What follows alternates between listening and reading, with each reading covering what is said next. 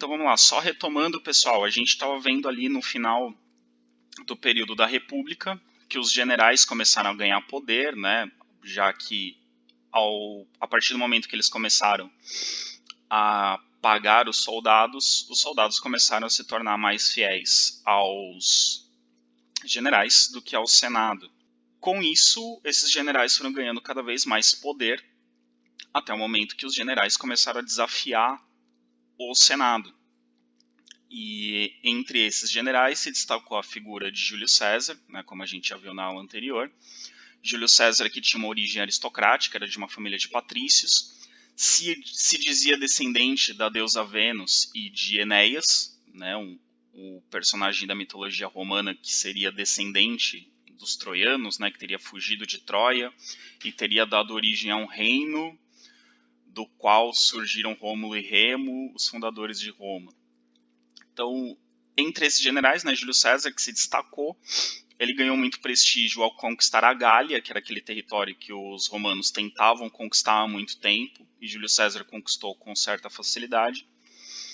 E ele, com mais dois generais também importantes nesse período, Pompeu e o Crasso, formaram o primeiro triunvirato, um governo em que Roma era dominada, né, governada por 3 generais, que conseguiram, de certa forma, submeter o Senado. Entre esses generais, Júlio César acabou se destacando, tendo mais poder que os outros dois, e com isso o Senado tentou tirar Júlio César da função de general, tentou aposentar o Júlio César, que não aceitou essa aposentadoria e reagiu entrando em Roma com as suas tropas. E a entrada de Júlio César com suas tropas, como a gente viu na aula anterior, representa que Júlio César está invadindo Roma, que ele está tomando o poder de Roma. Então, no ano de 49 a.C., Júlio César se torna ditador de Roma. Ele não se torna imperador, e é sempre interessante reforçar isso. As pessoas confundem Júlio César com o imperador. Ele não foi imperador, ele foi um ditador. E ele começa a governar, então, a partir de 49 a.C., como um ditador. Né? Tem um governo autoritário, em que ele estipula as regras, ele governa sozinho. Após 5 anos de governo, no dia 15 de março de 44 a.C., Júlio César foi assassinado pelos senadores.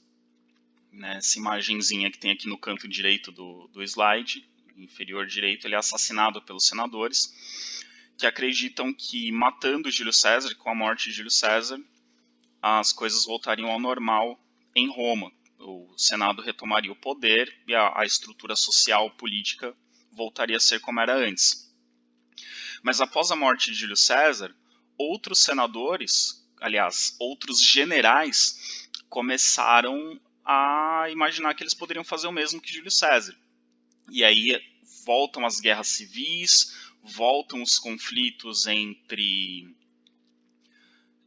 generais, e aí se destacam 3 generais novamente. O Marco Antônio, que assim como Júlio César tentou conquistar o Egito, chegou a se relacionar com a Cleópatra, da mesma forma que Júlio César havia feito. Outro general que se destaca é o Caio Otávio, que era sobrinho de Júlio César, e um terceiro general chamado Lépito. E eles formam o segundo triunvirato. Então, de novo, Roma passa a ser governada por 3 generais, que submetem o Senado a seu poder. Lépido acaba saindo de cena, né, por doença, talvez, né, morreu nesse período, acredito que por motivos de saúde, né, por doenças, não foi assassinado. E aí Marco Antônio e Otávio acabam travando uma disputa para ver quem vai ter o controle sobre Roma. E Otávio, com suas tropas, acaba saindo vencedor no ano de 27 a.C. O Senado, para não perder completamente seu poder, e para tentar acalmar os ânimos em Roma, declara Otávio como príncipe, né, como o principal dos generais. Né? A palavra príncipe vem do latim, quer dizer principal. Então ele seria o general principal, o general que manda nos outros generais. E Otávio, tentando ampliar o seu poder, faz uma jogada bastante interessante. Ele entrega para o Senado um pedido de aposentadoria. Ele vai até os senadores e diz, bom, não quero mais ser o principal general, não quero mais comandar Roma, gostaria de me aposentar. E aí o Senado oferece para Caio Otávio o título de Augusto, que em latim quer dizer venerável. Em outras palavras, Caio Otávio passaria a ser reconhecido como um deus, como uma divindade, e teria plenos poderes sobre Roma. A partir do momento que Caio Otávio é nomeado um Augusto, né, um venerável, uma divindade, e tem plenos poderes, ele se torna de fato um imperador. Como a gente viu nas aulas anteriores, a palavra latina imperator, que quer dizer aquele que manda, era usada para se referir a todos os generais. E quando ele se torna o princeps imperator, né, o principal dos generais, ele se torna o que nós conhecemos hoje como imperador, aquele que governa o império. Então ele é podemos dizer, o general dos generais, o general que manda nos outros generais. E além de ser o principal dos generais, ele é também sagrado, ele é também Augusto. Então ele se torna uma divindade com plenos poderes que governa Roma. Então a partir de Caio Otávio, nós temos o início da terceira fase da história de Roma, que é a fase que nós chamamos propriamente de império. Agora Roma passa a ser governada por imperadores. O primeiro desses imperadores, Caio Otávio, que recebeu o título de Augusto, Senado, então ele passa a ser conhecido como Caio Otávio Augusto, e em homenagem a seu tio, ele adota o sobrenome de César. E todos os imperadores romanos adotam o sobrenome César. Então a palavra César passou a ser em Roma um título, não era mais um simples sobrenome, um nome de família, mas sim um título. Para os romanos, César é sinônimo de imperador, então todos os imperadores eram conhecidos como César. Isso ajuda na confusão, que muitas pessoas acham que já que todos os imperadores eram chamados de César, Júlio César também era um imperador, mas não, Júlio César foi um ditador. Os demais governantes que vieram depois, os imperadores, em homenagem a Júlio César, colocavam César no final do nome. Então, Caio Otávio ficou conhecido como Caio Otávio Augusto César. Então, tem gente que se refere a ele como Caio Otávio, como Otávio Augusto, como Augusto César. Mas ele é Caio Otávio, o nome, Augusto é o título, e César, homenagem a Júlio César. Certo? O governo de Caio Otávio dá início a um período dentro do Império Romano que nós chamamos de Pax Romana. Pax, em latim, quer dizer paz. Então é o período da paz romana. Esse período vai ali de por volta de 31 a.C. até 235 depois de Cristo. Então dura mais de 2 séculos esse período. Esse período da Pax Romana é considerado um período de grande estabilidade política e econômica dentro do Império Romano. É um período que dentro do Império não há grandes rebeliões, não há grandes revoltas, não há grandes problemas dentro do Império. Os imperadores governam com certa tranquilidade. Mas é também um período em que o Império, os territórios, né, o Imperium, que é como os romanos chamavam suas conquistas territoriais, ele deixa de crescer. Então, as características desse império, como está aqui nesse slide. O poder político ele é centralizado nas mãos do imperador, mas esse poder ele não é hereditário. O imperador não é um rei que transmite seu poder a seu filho mais velho. O imperador é alguém escolhido para governar. E o cargo é vitalício, né? O imperador governa até sua morte, mas o próximo imperador não é necessariamente filho do imperador anterior, é alguém indicado pelo imperador anterior. Então o imperador, antes de morrer, ele indica alguém, normalmente algum general que ele considere muito competente, que tenha muito destaque. Às vezes é seu filho, às vezes é alguém da sua família, ou às vezes é alguém que não tem nenhum parentesco, mas que o imperador considera que será um bom próximo imperador. Então, normalmente, o imperador romano ele é indicado pelo imperador anterior. Nem sempre essa indicação vale. Às vezes os generais conseguem manipular, conseguem brigar para que outra pessoa se torne imperador, alguém que não tinha sido indicado. Mas a sucessão normal é que o próximo imperador seja indicado pelo imperador atual antes dele morrer. O Senado, dentro da fase do Império Romano, ele continua a existir, mas ele tem muito menos poder do que antes. Se antes o Senado era quem controlava Roma, agora o Senado é simplesmente alguém que garante o poder do imperador, que é subjugado pelo imperador. O imperador tem muito mais poder do que o Senado. Então a função do Senado é basicamente confirmar as ordens do imperador. Então o Senado continua existindo, continua tendo até alguma influência sobre o povo, mas na prática quem governa, quem realmente tem poder é o imperador. Além disso, a partir do Caio Otávio, que recebe o título de Augusto, né, de venerável, todos os imperadores passam a ser reverenciados como um deus da mitologia romana. Então, ainda em vida, os imperadores são reverenciados como deuses. E após sua morte, eles têm seu nome e suas estátuas incluídas no que a gente chama de panteão dos deuses romanos, né? Então ele passa a ser parte da mitologia romana, ele passa a ser um deus. Então o imperador ainda em vida e depois de morto, ele segue sendo venerado como uma espécie de santo ou como um deus da mitologia. Se os imperadores realmente acreditavam que eram deuses, eu acredito que a maioria deles não acreditava. Sabiam que eles não eram deuses, que eles não eram sagrados. E os imperadores que, porventura, acreditaram nisso não duraram muito tempo, né?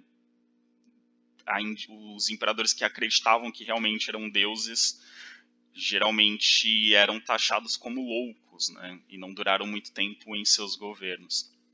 Mas os imperadores usavam esse título de Deus para consolidar o seu poder, para que suas decisões não fossem contestadas. Afinal de contas, ele era divino, ele era sagrado. Esse período da Pax Romana, até 235 d.C., também é um período em que o Império faz novas conquistas territoriais, mas não muitas.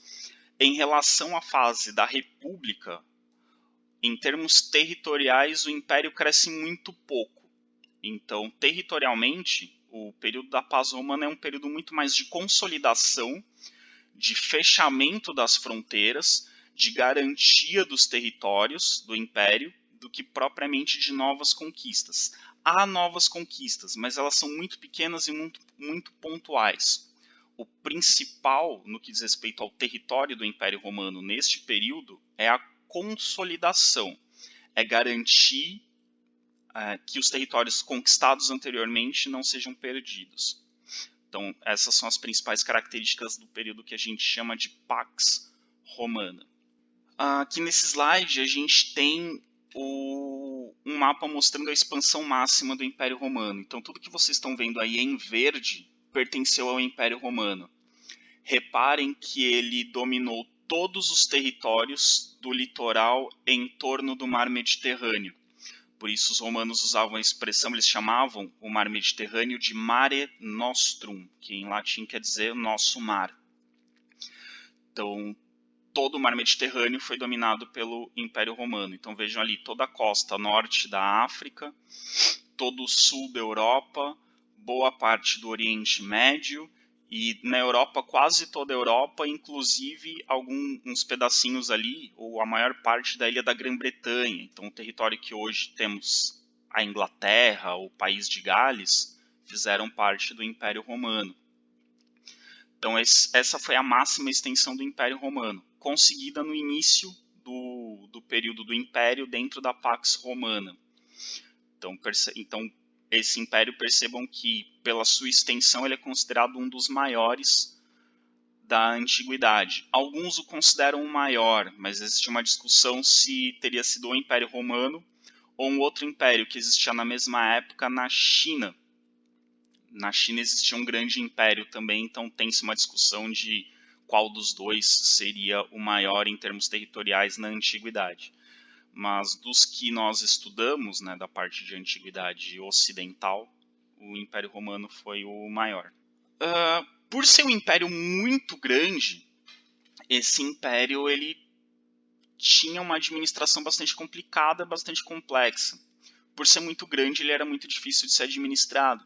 E além do tamanho territorial, a quantidade de habitantes para a época era muito grande. O Império chegou a ter 50 milhões de habitantes. Para um período que a gente está dizendo ali de primeiros séculos depois de Cristo, 50 milhões de pessoas é uma porcentagem muito alta da população mundial atual, da população mundial da época. Se a gente pensar que hoje em dia, um país como o Brasil, por exemplo, tem aproximadamente 200 milhões de habitantes, seria 4 vezes mais do que isso, mas para aquela época, seria a gente imaginar que talvez metade da população do mundo fizesse parte do Império Romano. Né? A população era muito menor do que é hoje em dia, então 50 milhões de habitantes é praticamente metade da população mundial da época.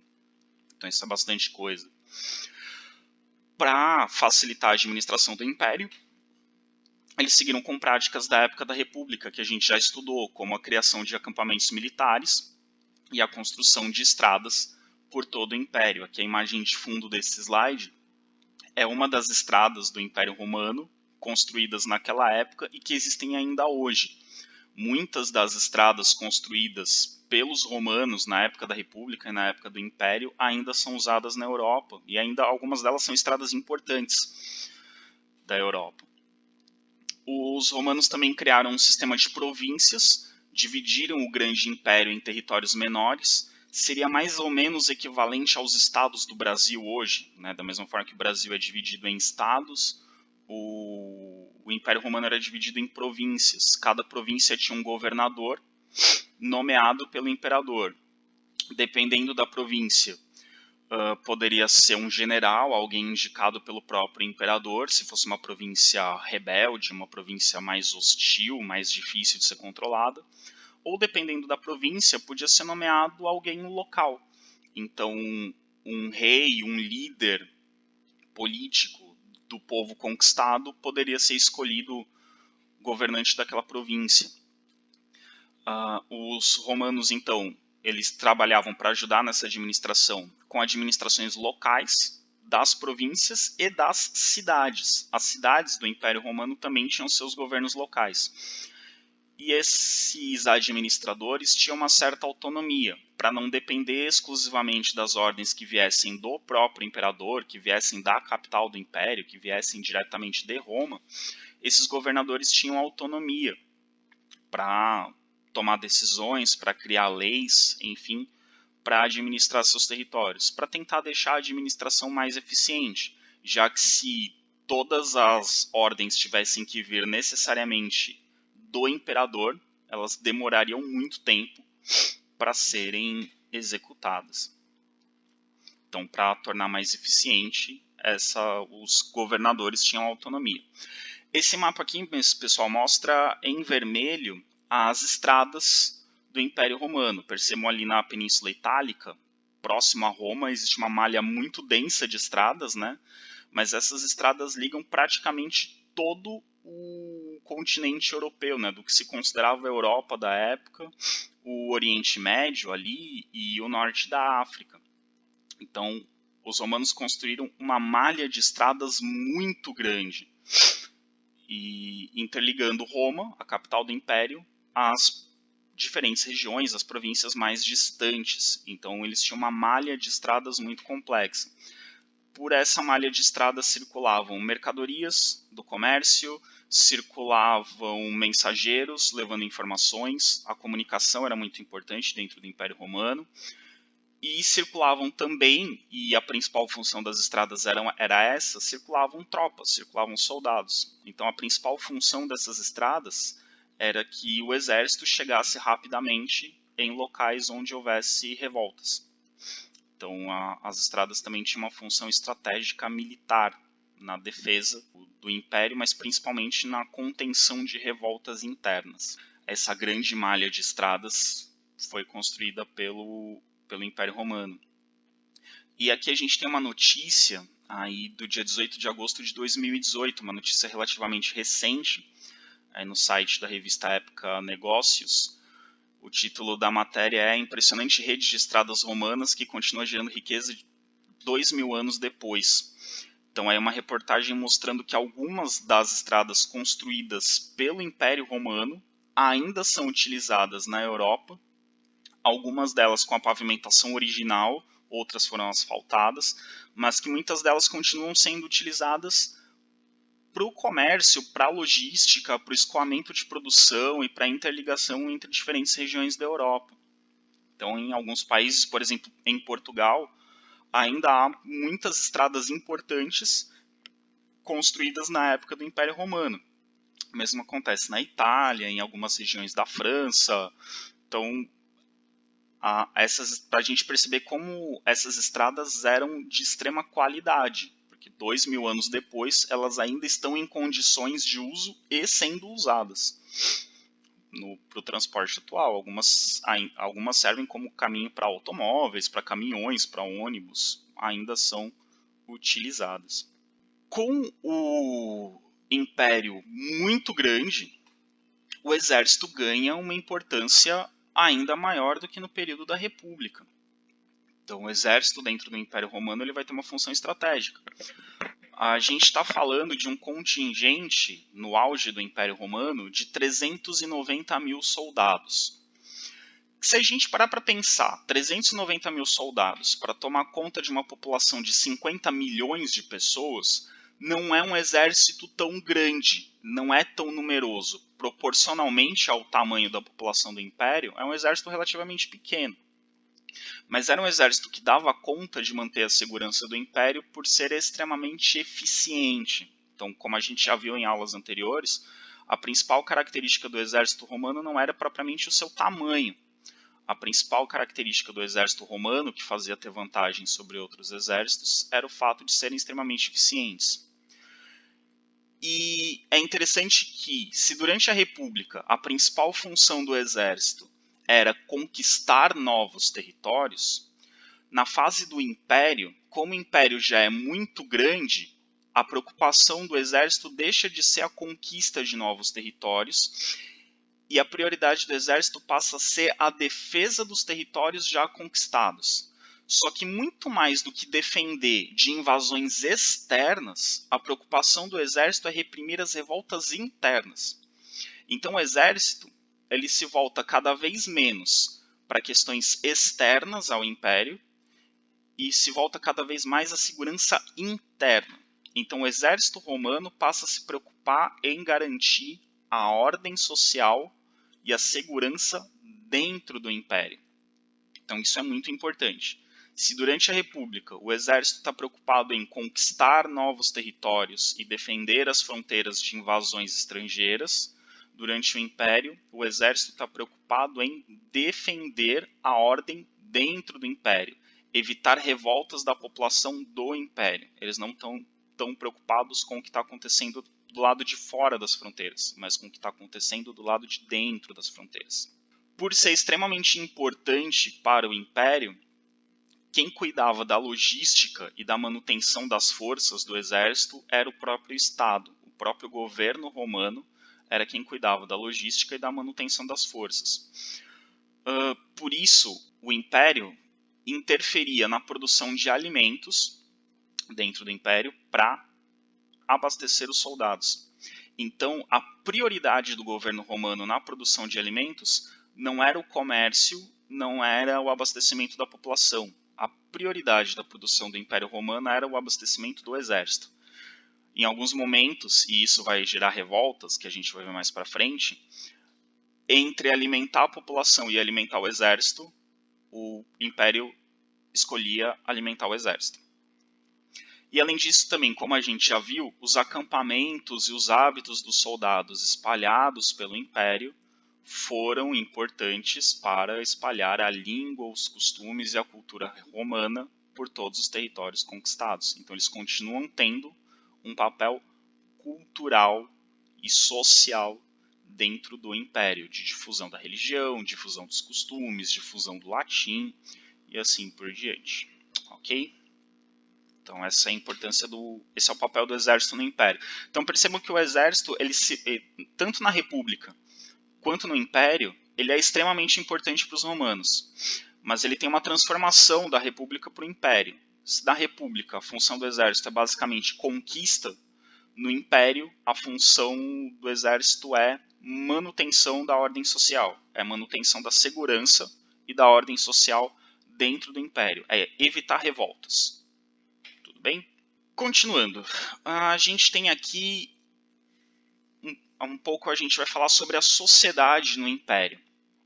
Então, na época da República, a gente viu que a principal divisão que existia na sociedade era entre patrícios e plebeus. E entre patrícios e plebeus existiam os clientes, que nada mais eram do que plebeus, que eram protegidos dos patrícios. No Império, essa divisão entre patrícios e plebeus ela não vai ser mais tão clara como antes, porque como a gente viu durante a República, os plebeus foram ganhando direitos, cada vez mais direitos, e a partir de agora, como o Senado não tem tanto poder político sobre Roma, quem tem é o imperador, então o fato de o Senado ser controlado por patrícios não vai ter uma influência tão grande. Então começam a surgir lideranças no exército que não necessariamente tinham origem entre os patrícios. Então a estrutura social do Império Romano vai se transformar um pouco. Então, se lá no começo, se lá na República, a principal divisão que existia era entre patrícios e plebeus, entre os descendentes das famílias fundadoras de Roma e aqueles que não eram descendentes das famílias fundadoras de Roma, agora a principal divisão do Império é entre cidadãos e não cidadãos. Quem é cidadão vai ter uma série de direitos, quem não é cidadão não vai ter. Mas mesmo essa divisão não é tão forte, porque como a gente viu nas aulas anteriores, o conceito de cidadania entre os romanos é muito simples, não é muito rigoroso como era entre os gregos. Então, muitos povos conquistados pelos romanos adquiriram o direito de cidadania. Então, eram cidadãos romanos, basicamente qualquer pessoa que vivesse dentro das fronteiras do Império Romano e cumprisse com suas obrigações, como pagamento de impostos e obedecer às leis do Império. Então, essa divisão entre cidadãos e não cidadãos não era tão marcante dentro do Império Romano. Acabou se tornando muito mais marcante a divisão entre homens livres e escravos. Essa sim era uma divisão bastante clara dentro do Império Romano. Os homens livres, geralmente cidadãos, gozavam de uma série de direitos, e os escravos, que eram conseguidos através das conquistas territoriais, não gozavam de nenhum direito, não tinham nenhuma liberdade. Então, essa era a principal divisão social que existia no Império Romano. Diferentemente da época da República, ou se a gente comparar, por exemplo, com os gregos ou outras sociedades da Antiguidade, dentro do Império Romano existia uma relativa facilidade de mobilidade social. Uma pessoa de camada social mais humilde poderia, através do trabalho, através de conquistas pessoais, chegar a cargos altos ou a posições sociais elevadas dentro da sociedade romana. E durante o Império, qualquer cidadão poderia concorrer a cargos de magistratura, não apenas os patrícios. Então, com essa possibilidade de qualquer cidadão poder ser eleito para um cargo de magistratura, pessoas de condições mais humildes, de origem plebeia, poderiam atingir a elite da sociedade romana. Então, a mobilidade social dentro do Império se torna muito mais comum do que na época da República. Então, era mais possível alguém sair de uma camada social considerada inferior, menos privilegiada, e acessar uma camada social mais privilegiada. Claro que não era todo mundo que conseguia, não era algo que, assim, grandes quantidades de pessoas saíam de camadas mais humildes e iam para camadas mais altas, mas isso se torna mais possível do que em momentos anteriores. Mesmo com essa mobilidade social, a sociedade romana era dividida em ordens, então as pessoas eram reconhecidas dentro da sociedade segundo a ordem social a que pertenciam. Era possível mudar de uma ordem para outra, era mais comum do que essa mobilidade social do que em outras épocas, diferentemente da época da República, em que alguém que pertencia ao grupo dos plebeus não podia se tornar patrício, nem alguém patrício se tornar plebeu. Mas a partir do momento que é permitido o casamento, ainda na época da República, entre pessoas de grupos sociais diferentes, e a partir do Império, em que qualquer cidadão pode concorrer a cargos de magistratura, e também com o crescimento da importância do exército, o exército que tinha pessoas de origem tanto plebeia quanto patrícia, a estrutura da sociedade vai mudar um pouco. Então, ao invés de ter uma divisão básica entre patrícios e plebeus, a gente vai ter uma divisão agora em 3 ordens sociais. A base da sociedade romana é a ordem plebeia, que são cidadãos comuns e pobres. Agora, a questão de ser plebeu não tem mais tanto a ver com a origem de nascimento. Tem mais a ver com a propriedade de terras, tem mais a ver com ter acesso a cargos, tem mais a ver com condição econômica. Então, agora, os plebeus são caracterizados não exatamente pela família em que nasceram, mas mais pela condição econômica a que estão ligados.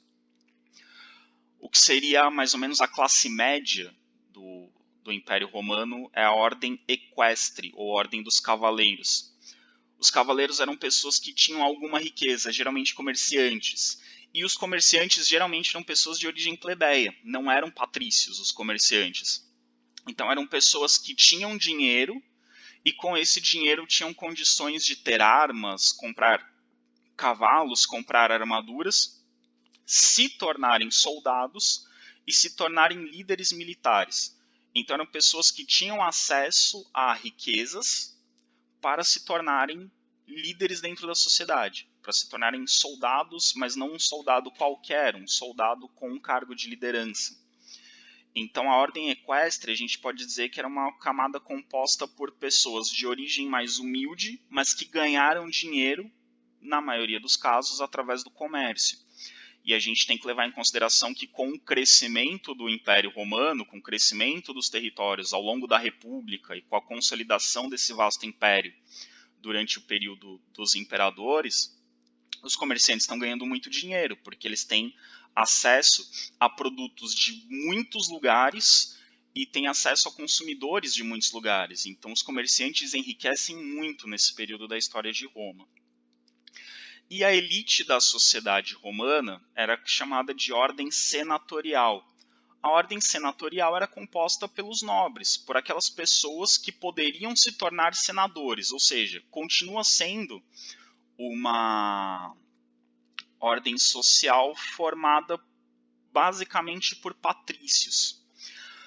Mas tem uma mudança importante. Agora, para ser senador no Império Romano, não era necessário ser de uma família de patrícios. Você podia ser senador se você tivesse uma renda muito alta. Então, se você fosse, por exemplo, um grande proprietário de terras, mesmo que você não tivesse origem patrícia, você, pela sua renda, poderia se tornar um senador. Então, de novo, a divisão social no Império Romano agora não é mais pela família de nascimento. A divisão social é pela renda. Só que tem um asterisco, tem uma observação aqui. Comerciantes não podiam fazer parte da ordem senatorial, porque o comércio era considerado uma atividade de pouco prestígio social. Então, por mais que um comerciante fosse muito rico, o máximo que ele conseguiria era pertencer à ordem equestre. Ele não poderia ser da ordem senatorial, porque para ser da ordem senatorial, você não podia exercer trabalhos manuais, e o comércio era considerado um trabalho manual. Então, basicamente, os senadores eram pessoas que tinham muito dinheiro e que alguém trabalhava para elas. As pessoas da ordem senatorial não trabalhavam, por isso eles eram elite da sociedade. Alguém trabalhava para eles. Por eles terem muito dinheiro, então tinham, por exemplo, muitas terras e tinham muitos escravos trabalhando nessas terras. Já um comerciante, ele trabalha. no seu comércio, ele precisa viajar, ele precisa negociar, então ele trabalha. Como ele trabalha, ele não pode ser da ordem senatorial. Então a gente tem essa divisão na sociedade romana. Temos a ordem plebeia, que são cidadãos comuns e pobres, a ordem equestre, que são pessoas com alguma riqueza, geralmente comerciantes, e ordem equestre porque são cavaleiros, porque têm acesso a ter armas e cavalos que permitem que essa pessoa tenha um cargo de destaque no exército. E a gente tem a ordem senatorial, que não é mais determinada pela origem de nascimento, né, pela família em que a pessoa nasceu, mas pelas riquezas que a pessoa tem, a não ser que essa pessoa seja rica através do comércio. E aí, se ela for comerciante, ela não pode ser da ordem senatorial, porque o senador ele tem que se dedicar exclusivamente à política. E se a pessoa tem um trabalho manual, um comércio, enfim, ela tem que se dedicar a esse trabalho. Então a gente tem essa divisão na sociedade romana. Percebam que na sociedade romana a elite, que é a ordem senatorial, não trabalha. Ela é rica, mas tem pessoas trabalhando para ela. Ela não trabalha, ok? Também, pessoal, é interessante perceber que era possível mudar de ordem social. Um plebeu, caso ele se tornasse comerciante e enriquecesse, ele podia entrar para a ordem equestre. Alguém da ordem equestre, se abandonasse o comércio e se tornasse um grande proprietário de terras, podia entrar para a ordem senatorial. Então a mobilidade social era possível no Império Romano. Apesar de não ser muito comum, ela era possível.